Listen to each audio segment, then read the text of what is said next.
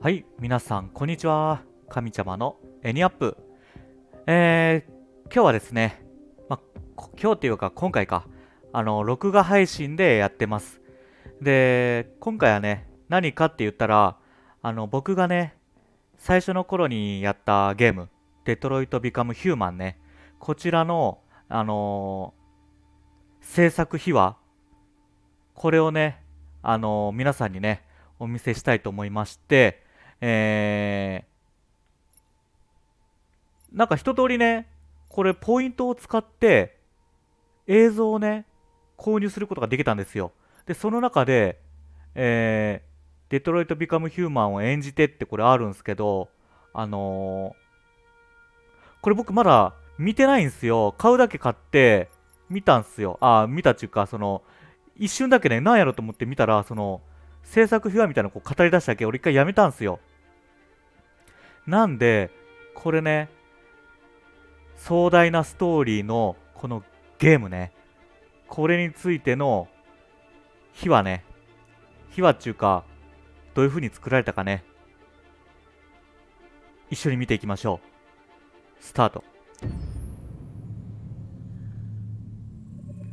いや、このゲーム本当にすごかったんよ。 When David and Guillaume got back in touch about making Detroit, I wasn't terribly surprised they decided to make it because the fan response was so intense. So it makes sense that they would choose to do that after the enthusiasm. It was a challenge, and it was just an interesting thing to get my head around, how to approach this character now as a different, much older person, and whether or not she had changed. And I'm very happy to say that with Detroit, I've had the opportunity to see Kara grow so much more than I ever expected. You do the housework, the washing, なんかいっぱい顔についてたよね。 take care of. God damn it! Where the fuck's the rat gone now? Alice, Alice. I mean, she starts out essentially how she does in Kara, in a very not robotic, but android other way, and getting to take this journey where she becomes more and more human as it goes on. And as an actor, that's a wonderful exploration in every way, whether it's how she sits, her posture, how her voice changes, how emotions change, and how much emotion is based on things like empathy and social experience. And so having, as much material as I got with David to have this huge nuanced arc was really incredible. Why couldn't we just be これってさ、このアンドロイドたちを演じてる人が人間やろ。マーカスやん。実写やんこれ。I have 83 dots on my face and a really flattering black wetsuit type thing. ほら、 And み you're んな jumping around with props, and it's kind of like being a 10-year-old imaginative kid, which is fun. There's 80 cameras around us. It's already lit.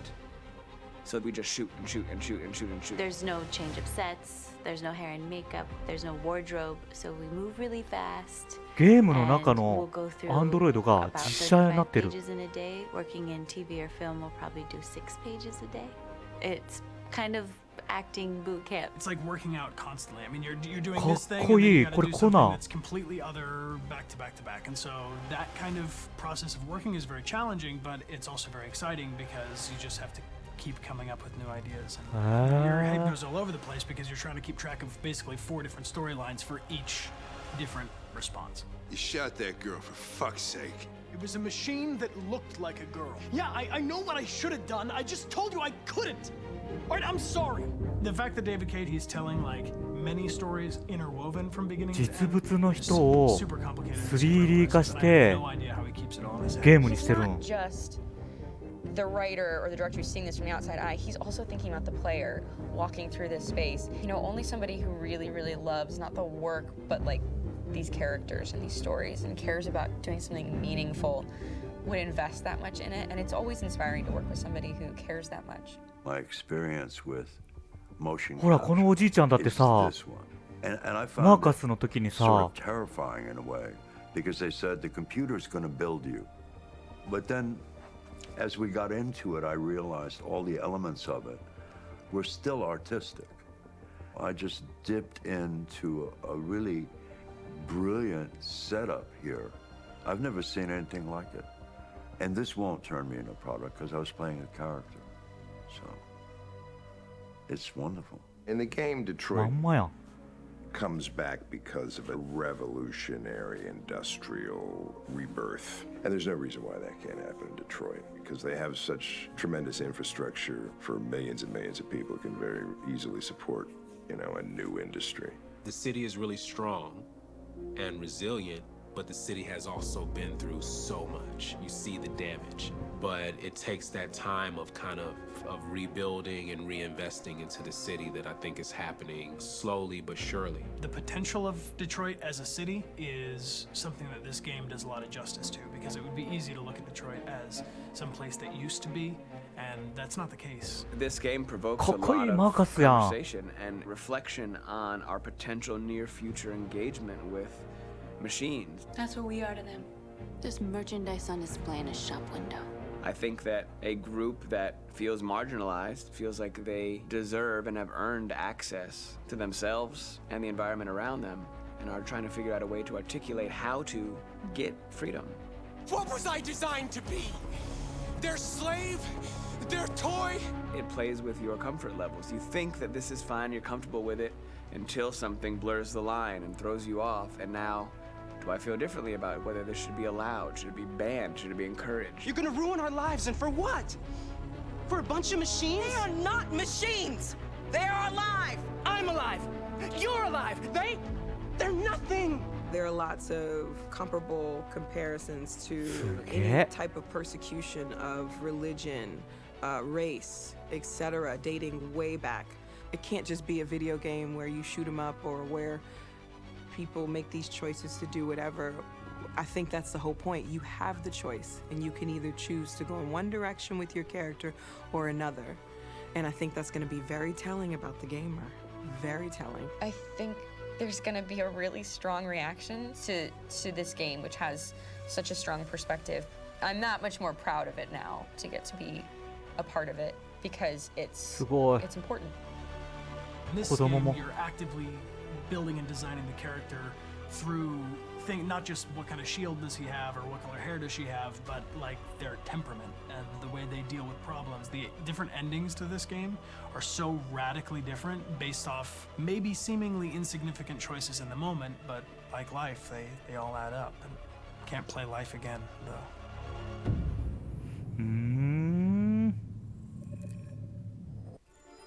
あ、終わった。すごくない？だってさ、普通のゲームってさ、もうほんとパソコンだけでさ、3D 化して、それをさ、動きをつけたり、ね、アクションつけたりしてさ、やるもんかなっていう勝手な想像やったんやけど、このゲームさ、本当に作り込まれてるなと思ってさ、今見たらやっぱこの顔にさ、いっぱいそのセンサーかな、モーションセンサーみたいなのつけてさ、子供もみんなで、驚いたのがやっぱこのキャラクター、マーカス、コナー、カーラ、この3人が実際の人やったんやね。それをなんていうんかな、もう実写そのものよね。カーラも美人やったし、マーカスもかっこよかった、コナーもかっこよかった。何このゲーム、ここまですげえ。制作秘話っていうのがあるね。ちょっとこれ見よう。これ見てないわ。俺1秒も見てない、これは。ちょっとこちらも見ましょう。Detroit Become Human was produced over a period of 4 years. Here in Paris, we have a team of about 180 people. And to that, we need to add also all the outsourcing with our partners in the Philippines, in China, Vietnam, and in India. So when we started working on this story, I had to imagine where ここまで Kara was built.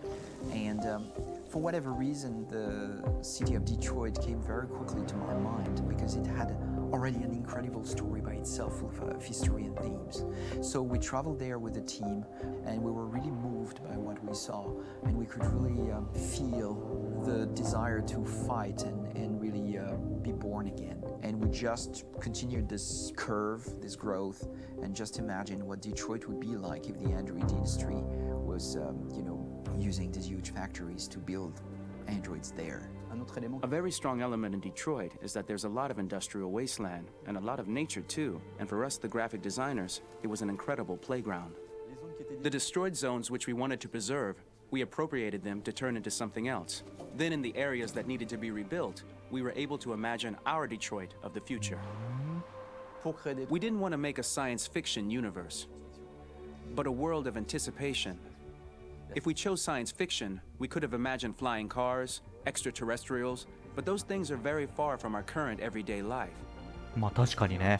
Anticipation is more about gleaning from our contemporary reality, the one we know, because Detroit is set in 2038, and 2038 is tomorrow. The difficulty we had was sticking to reality. That is to say, technology becoming more and more invisible, a lot more elegant, and at the same time, making it visual. So all the computer equipment, autonomous cars, we simply had to invent. They are in fact very technological objects, but at the same time remain very credible and ingrained in reality. To create a cohesive universe in the fashion and clothing of the human characters in 2038, I didn't want to put an accent on strange shapes, or really vibrant colors, and things we wouldn't know. That I wanted to keep for the androids. The goal was to create something familiar which we can identify with in this future setting. Working on the artistic direction for the androids was a bit special because this is a project about the place they could occupy in the human world. It was out of the question for them to be too beautiful or too perfect. They had to correspond to every social class, rich and poor. Inspired by everyday utilitarian clothes, I brought a modern touch by adding dynamic display surfaces, the armband we can see on the side, the triangle on the front and back, an LED. Like that, there's no confusion. Wait. You're sending an android? All right, now, we need to go. You can't do that.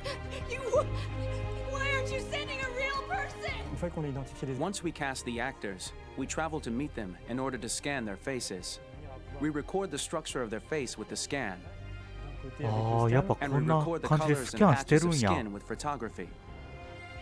Once we have this information, we will use this as a basis for modeling and creating the characters.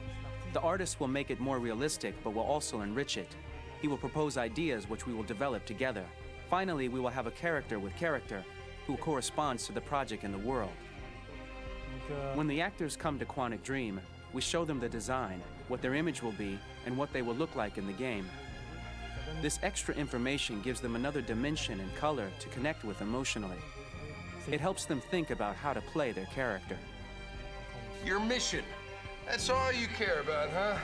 You should consult a professional who can help you. Beat it, you hear me?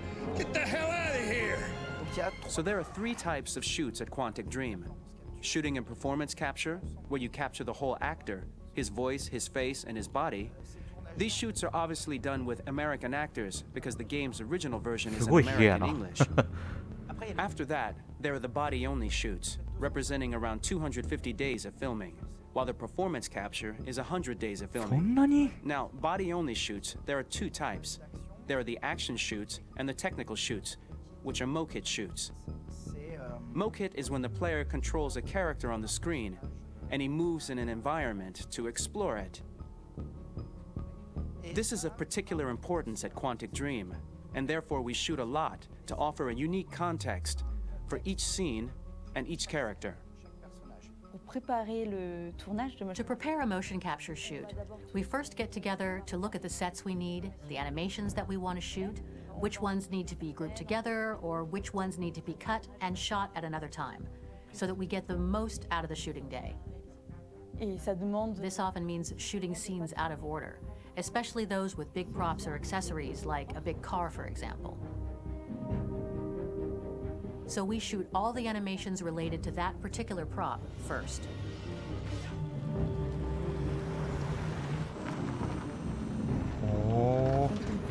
The biggest challenge for the mocap team was shooting a Spider-Man mokit. We had to build a wall and attach an actor to a harness with cables, so we could pull him up これで and ビル render 登っ him ていくのあ climbing. ったね。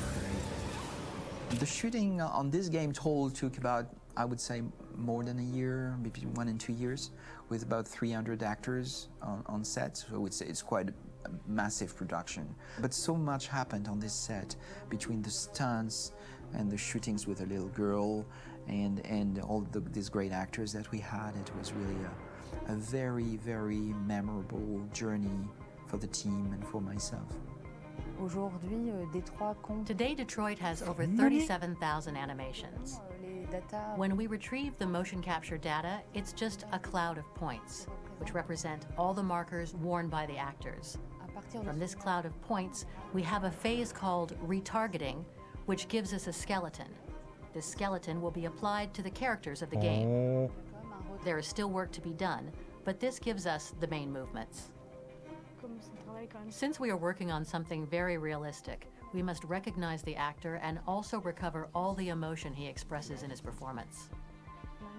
We use a system of facts, an identity card for each actor. We make the actor do a whole range of facial expressions. Then we recover all the expressions and paste the animations on a puppet that Jan has prepared. I then recover and refine these poses. I might stretch the lip, reinflate a cheek, tiny details that make the finished product really capture the actor. Because of the nature of our mocap system today, when we receive the animations, we're missing eye movements. And so the character has that dead look. He really has no eyes, so then it's a big part of the work for the animators to find the regard of the actor in relation to his position, in relation to the body, etc. すげえ、こんなことまで It was crazy when I saw the newest model for Kara, because they've been working on it, and this was the first time I literally jumped in my seat. It not only looked so much like me, it was the fact that it looked so lifelike. It wasn't that it looked just like it was a camera, it was something else, you know, but it looked alive. It's exciting, and it's kind of terrifying. Game after game, we learned the rules of optics and filming, and our goal with Detroit Become Human was to have cameras that would actually emulate the optics of a real physical camera. So basically dealing with real-world imperfections was our main task, and just to make cameras look as real as we can. Once the animations are shot and processed by the animation department, integrated and polished, we film them. That is to say, we really do a mise en scène, as in cinema. The real difficulty of our job is to know if these cameras are telling us something. Are they in the emotion of the scene? Do they describe exactly what the action must convey, what must be felt? The most important challenge for me was one of the final scenes where Marcus decides to start the revolution and go to the battlefield. Very quickly, we imagined this to be a huge sequence shot. We wanted the feeling of a cameraman running behind us, while showing Marcus, the androids who help him, the person shooting at us, etc. Above all, it was necessary to say to oneself, this scene is very violent but does not glorify war. On the contrary, that war is something improbable and absurd. It was really a fun challenge. The idea was to say we have 3 characters. We would like each of them to have a specific cinematography. We wanted Kara to be much more filmed with some kind of handheld camera, to have something very living, very breathing. For Connor, we wanted something very cold and very perfect. And for Marcus, we wanted something epic and spectacular. So it was about the filming, but it was also about the photography. So we worked with a director of photography to give each character a different lighting, different key colors. Each of them would have their own worlds. And finally, we worked with the composers, so they would create a specific sound for each character, so each would have his own world and his own style. なるほど。うわー、これだけのさ、年月を費やして、で、なんていうん、撮影もさ、キャラ作りもさ、これもう映画やん。映画制作よね、本当に。これをゲームにするっていうんやから、本当にすごいよ。この人たちは。やっぱ楽しかったやろうね。撮影する人もね、俳優、ね、女優たちもね。なるほど。これさ、俺、ちょっと見て思ったんやけど、なんか昔のカーラみたいのがあったよね。これ。何が違うん？ 2013 年のカーラって何やろ？ちょっと見てみようか。プレイステーション3用技術デモです。本映像の、あ、これプレステ3やったん？大体ゲーム。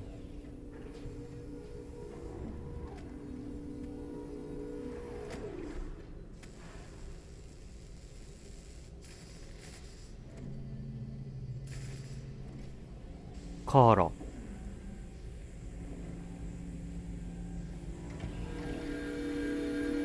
えー。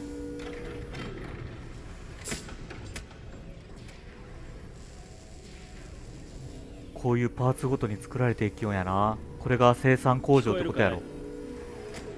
はい。 ID を KPC897504C。 頭を動かして。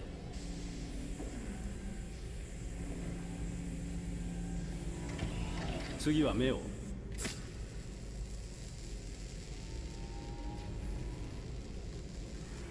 警部とレンズの動作は異常なし。初期起動メッセージを再生。こんにちは。私は AX400 型アンドロイド。料理に洗濯、子育て、家事全般、予定管理をこなし、300以上の言語に精通し、夜の営みにも対応します。食事も充電もいりません。装備されたバッテリー持続時間は173年です。私の名前は？ああ、今日から君はカーラだ。私はカーラ。初期設定とメモリーは異常なし。腕を動かして。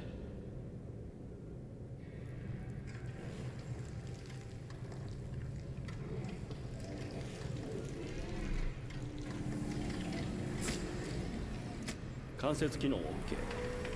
ドイツ語で喋って。Ich bin eine AX400 Android dritter Generation, erschaffen als Ihr persönlicher Assistent und intimer Beziehungspartner. フランス語で。Je suis un androïde de troisième génération AX400, conçu pour être votre assistante personnelle et votre partenaire intime. OK。じゃあ日本語で歌ってみて。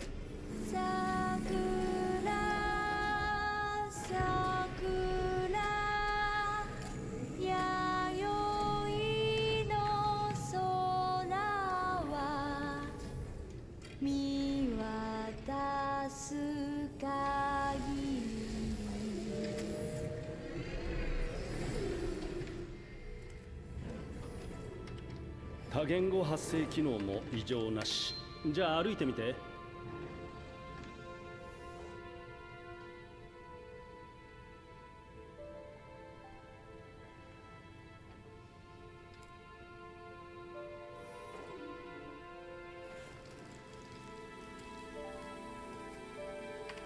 移動制御も正常。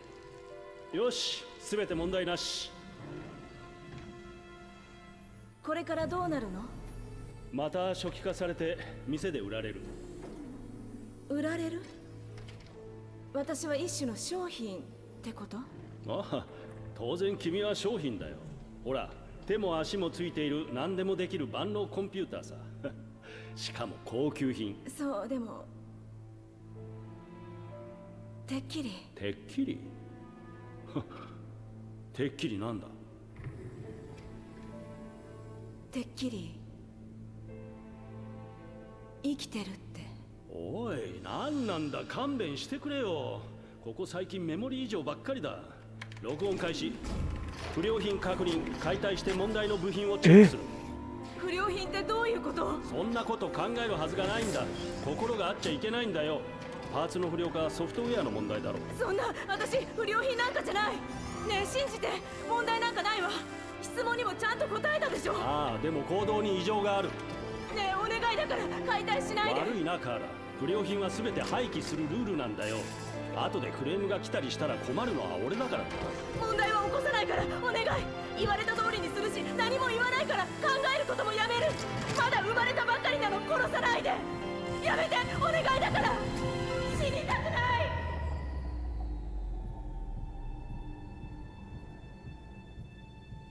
生きていたいの。お願い。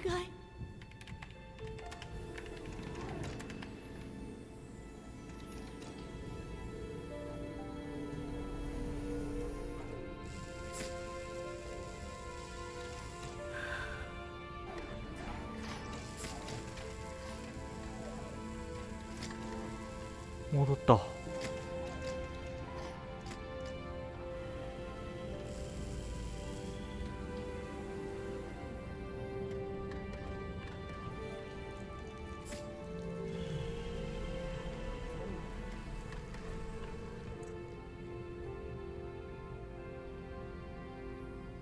ほら早く行って。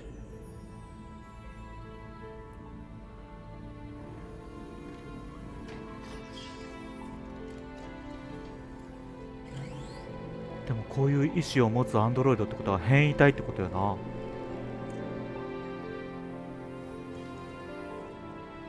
騒ぎは起こすなよ。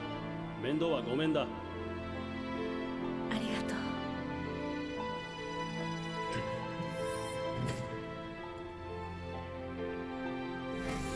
う。え、何体いるのカーラが。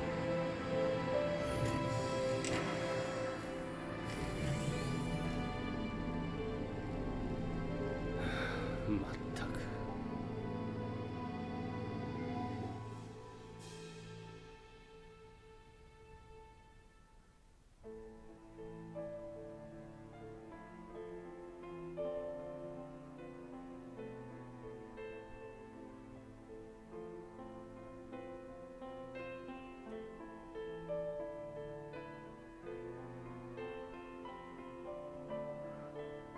あー